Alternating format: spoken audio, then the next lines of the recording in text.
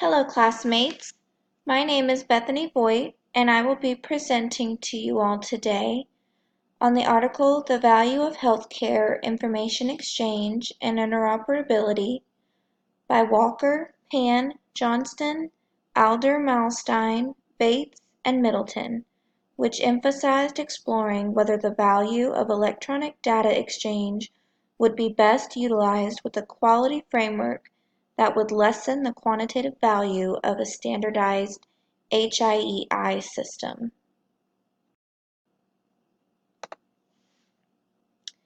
For this presentation, I will be summarizing the stated article by discussing some of the study methods the researchers utilized, projections of the cost of HIE systems or interfaces, benefits of health information exchange and interoperability, and my thoughts on some takeaways from the information.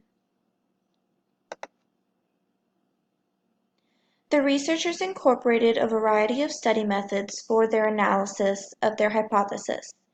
Efforts were focused on analyzing published literature to obtain evidence and more details on the implementation of these health exchange systems and their values.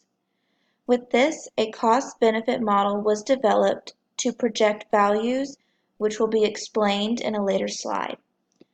Furthermore, a systematic review of the correlated studies was conducted to address potential clinical, financial, and organizational values of an HIEI.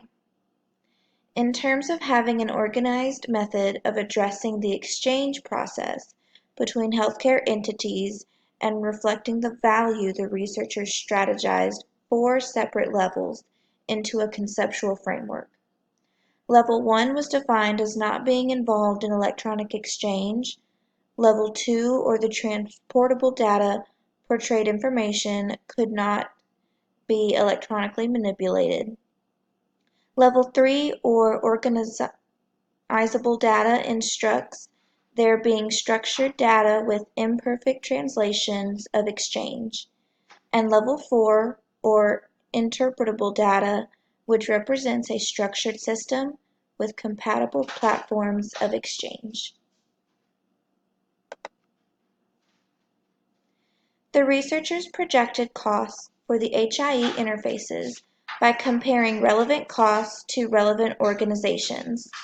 It was estimated that a fully standardized HIEI implementation could acquire a net value of almost $78 billion per year, and multiple tables were created to represent a breakdown of calculations from the different conceptual levels.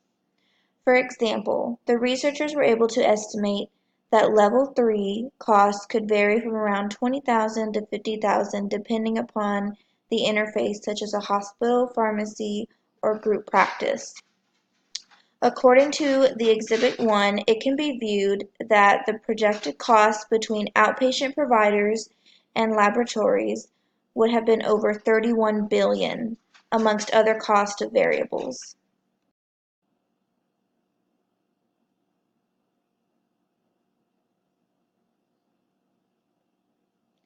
Both these tables display further calculations or cost of HIE values the researchers generated with their analysis.